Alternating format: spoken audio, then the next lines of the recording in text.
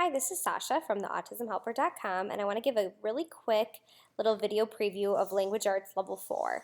So if you've checked out or utilized any of my other level daily curriculum, it's set up exactly the same, which makes it really consistent if you're using different levels with different students because it's just really easy to implement with the same structure.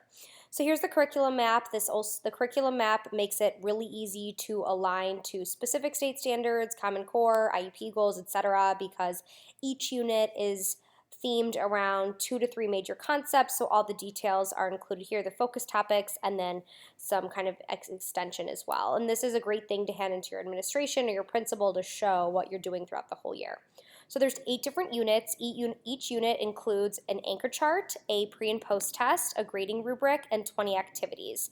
And then there's a 9th review unit. So the units do build. There are some, so once you're in Unit 4, there might be some activities from Unit 1, 2, or 3, so we can make sure to kind of remember all of that.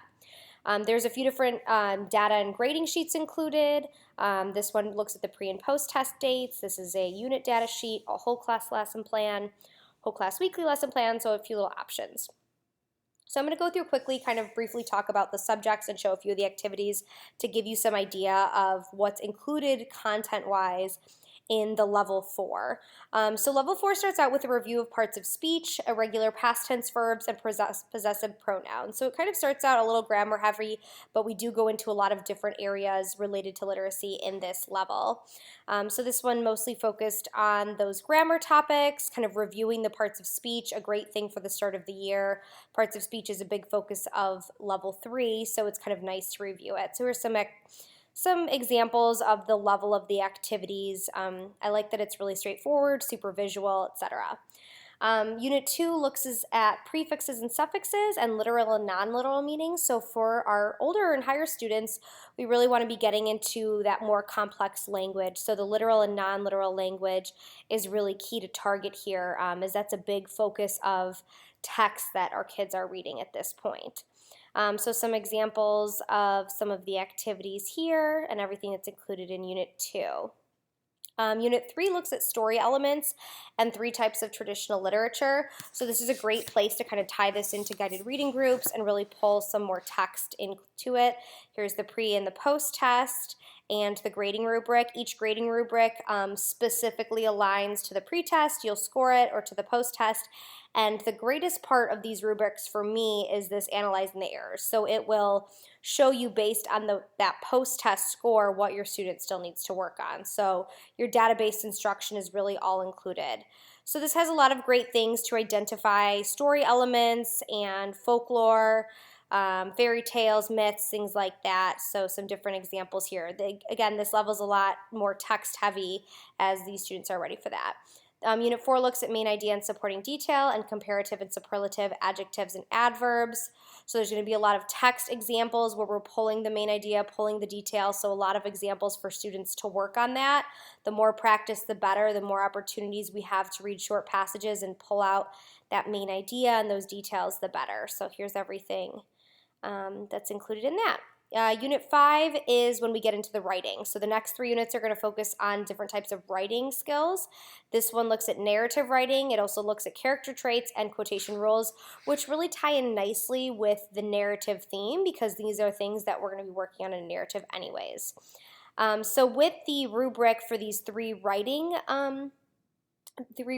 units, the rubric is really, really awesome because based on the student's story that they write, there's like this little mini detailed rubric included, which I love. So it looks at everything that you need to include in the narrative, if they have it or not, so you'll be able to give a numerical value that's really objective to their writing and really see growth before and after you teach this whole unit. So it starts out kind of looking at narratives with graphic organizers and really structuring how to write it, really structuring how to set up problems, which is great, and then gets to more open-ended and having the student write more of it on their own. The character traits activities are some of my favorite because it really looks at that inferencing and context clue skill as well. Unit 6 looks at opinion writing and cause and effect. So we have that embedded rubric here as well.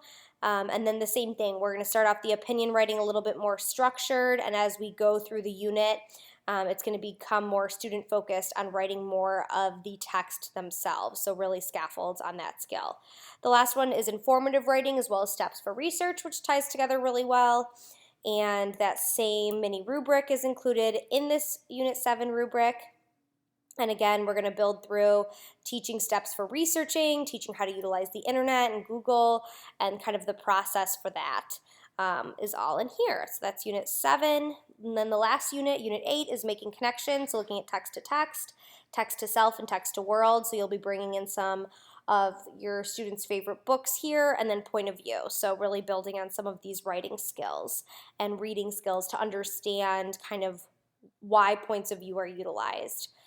So here's some of the examples for text connections and point of view. So it's really building and getting into a lot more of these complex and higher order thinking skills, which is great. A lot of our kids really need. Unit 9 is a comprehensive review of the previous 8 units. If you do this curriculum throughout the whole year, Unit 9 is great for summer school. It's great for the very end of the year. It's great to send home for homework throughout the summer. This is also a great one to start the following school year with, to make sure you have that review of all of these concepts.